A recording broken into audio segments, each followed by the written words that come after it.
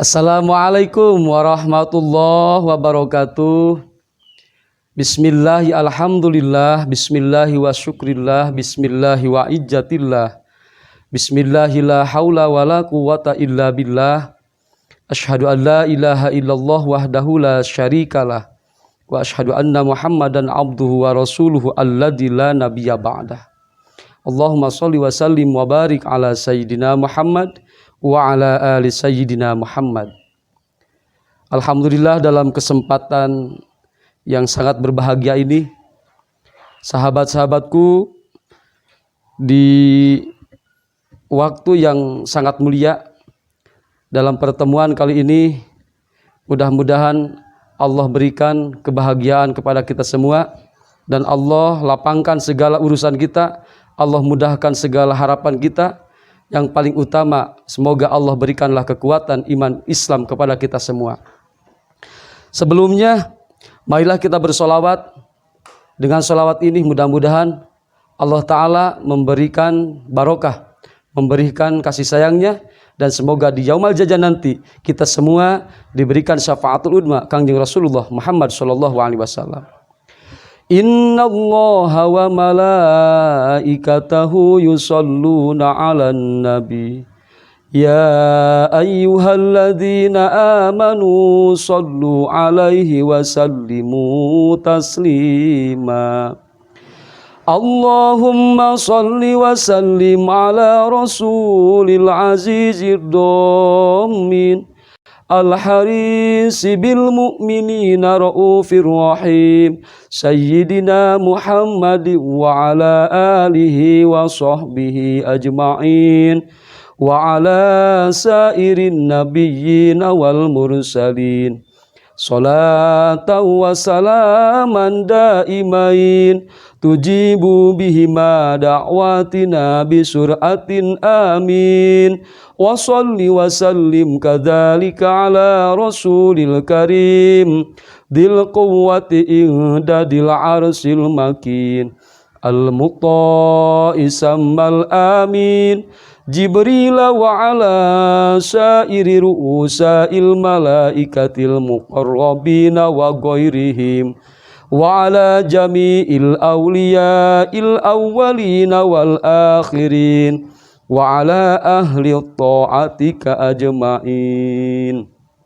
Bersolawatlah kepada Rasulullah, semoga kita semua diberikan barokah dan kita semua mendapatkan syafaatul udma di Yaumal Jazaa dari Rasulullah Muhammad SAW.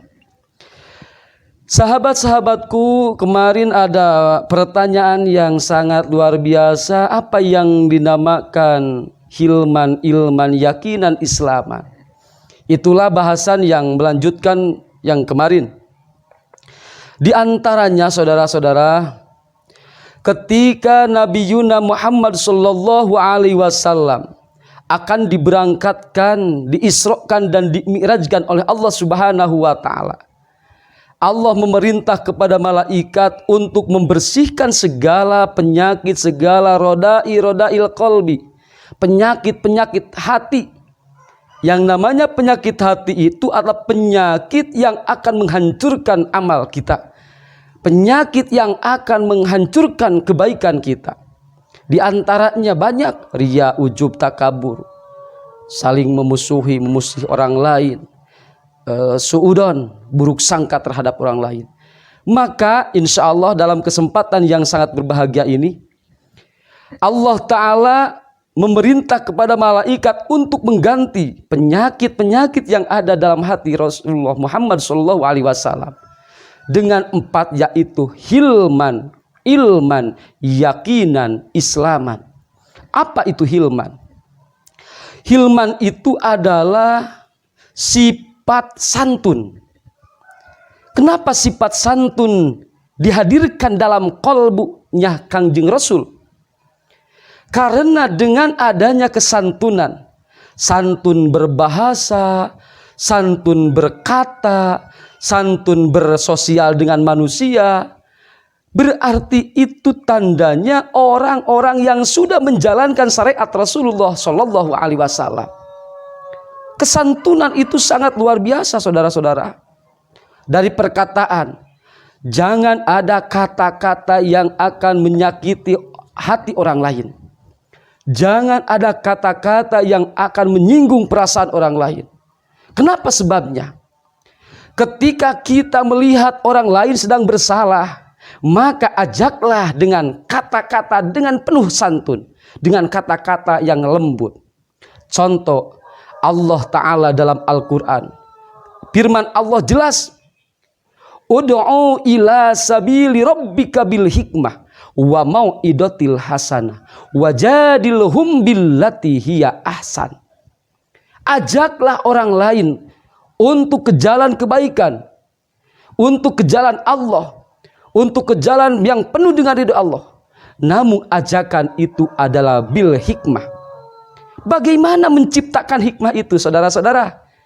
Awalnya menciptakan hikmah itu dari perkataan, tutur kata yang santun, budi pekerti yang santun, sifat yang santun, kata-kata yang tak pernah menyakiti orang lain, kelakuan yang tak pernah menyakiti orang lain. Kenapa sebabnya?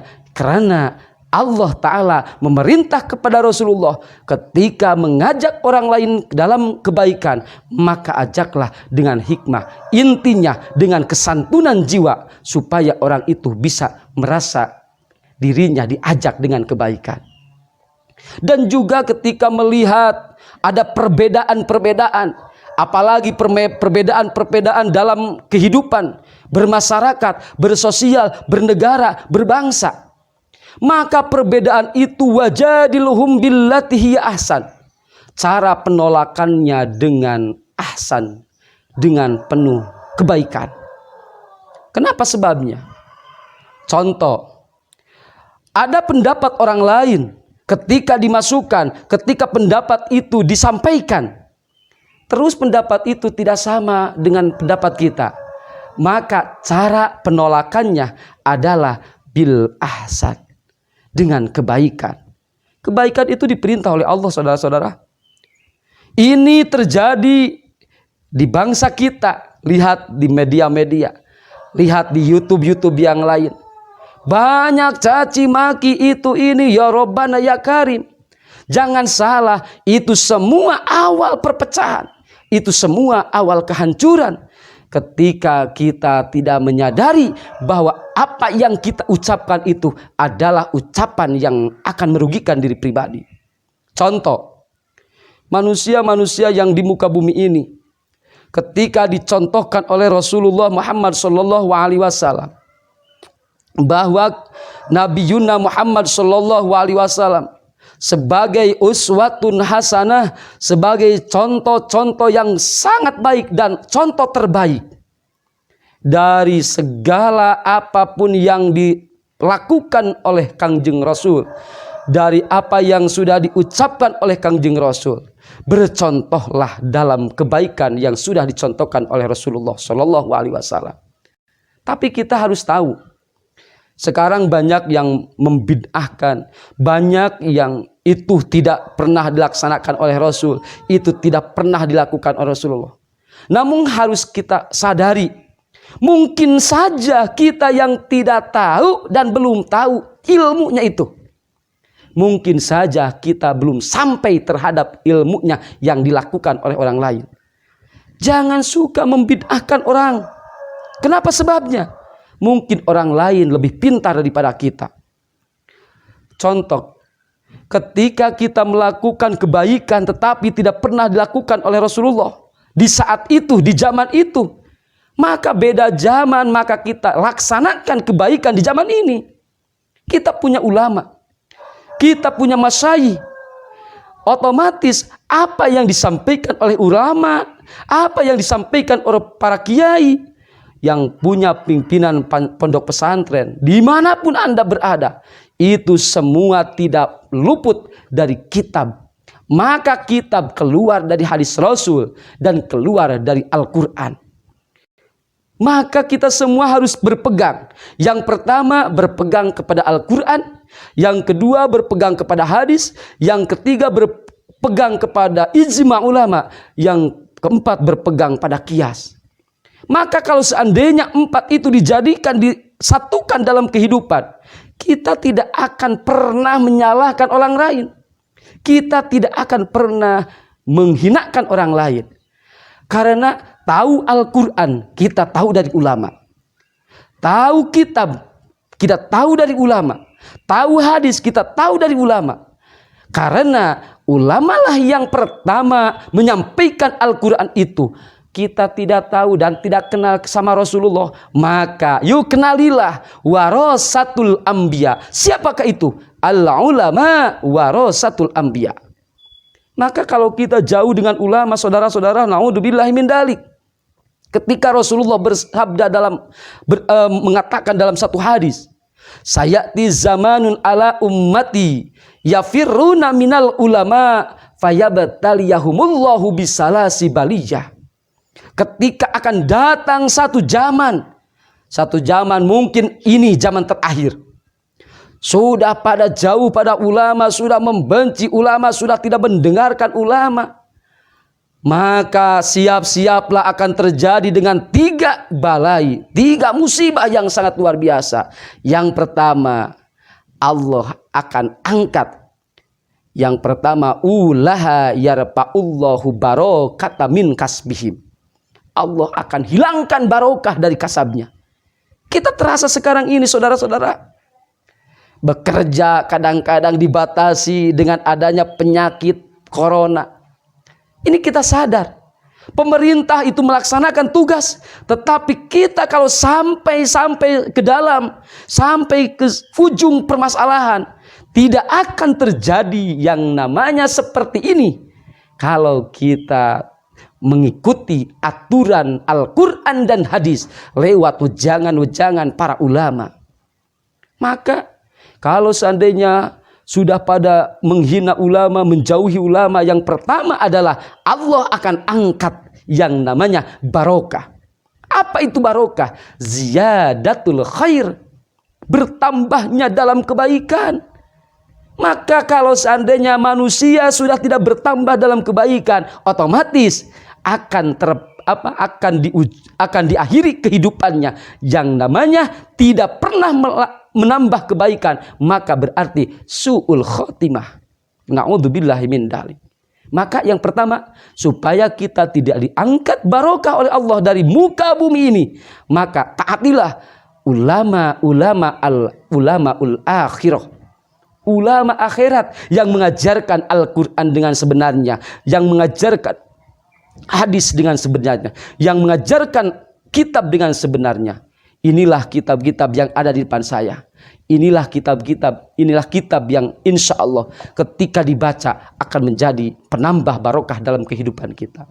Yang kedua, Allah akan jadikan pemerintah yang dolim. Siapakah pemerintah yang dolim itu? Pemerintah yang sudah membatasi kehidupan beragama, kehidupan beribadah, kehidupan dalam kebaikan dibatasi, dalam arti dihalang-halangi. Kapankah itu? Wallahu a'lam. Kalau seandainya kita dibatasi dalam ibadah, kita dihilangkan dalam ibadah, kita dimusuhi ketika beribadah, na'udzubillahi min dzalik. Mudah-mudahan saat ini itu tidak terjadi. Dan saya percaya pemerintahan Bapak Joko Widodo, mudah-mudahan semuanya terjaga untuk menjaga apa? Menjaga keimanan, menjaga ketawakalan. Akhirnya agama sebagai satu yang dipercaya oleh kita adalah inna dina indallahil Islam. Insya Allah dengan adanya dorongan dari pemerintah, dengan adanya keluasan dari pemerintah, kami doakan mudah-mudahan Allah berikan kebahagiaan kepada semua para pejabat, para pemimpin yang ada di negara Republik Indonesia ini. Yang ketiga, wa yakhrujuna minad dunya bighairi iman. Itulah yang paling berat. Ketika kita meninggalkan muka bumi ini, ketika kita meninggal dunia dalam keadaan bighairi iman, tanpa membawa iman kepada Allah Subhanahu wa taala. Na'udzubillahi min dzalik. Maka saya percaya dan saya yakin ketika Rasulullah memberikan satu hadis kepada Sayyidina Ali karamallahu wajhah, tamamun ni'mati al-maut alal imani wal Islam. Kesempurnaan ketika meninggal dunia, ketika maut adalah yang membawa iman dan Islam. Mungkin kita semua banyak kekurangan dalam melaksanakan keimanan, banyak kekurangan dalam melaksanakan keyakinan. Maka yuk kita sadarilah dari sekarang ini bahwa hidup kita diperhitungkan oleh Allah, napas kita diperhitungkan oleh Allah, gerakan kita diperhitungkan oleh Allah. Maka yuk kembalikan segala sesuatu, awali dari kesopanan diri, awali dari kesantunan diri. Kita taati apa yang Rasul contohkan adalah al-hilmun, dalam arti penuh dengan kesantunan. Hilman adalah santun, santun dalam bersikap, santun dalam berkata, sehingga kita semua dijadikan manusia yang penuh dengan kasih sayang Allah Subhanahu wa taala. Sahabat-sahabat, alhamdulillah, mudah-mudahan ada manfaatnya. Ketika ada kesalahan, mohon maaf yang sebesar-besarnya. Dukung terus channel Kapia TV. Mudah-mudahan channel yang kami jadikan ini, mudah-mudahan dalam barokah Allah Subhanahu wa taala. Mohon doanya, manfaat untuk kita semua. Semoga madaratnya diampuni oleh Allah. Kita semua sama-sama dalam satu kata, satu tujuan, li'a'la'i kalimatillah. Subhanakallahumma wa bihamdika asyhadu an la ilaha illa anta astaghfiruka wa atubu ilaik. Wabillahil hidayah wat taufik. Wassalamualaikum warahmatullahi wabarakatuh.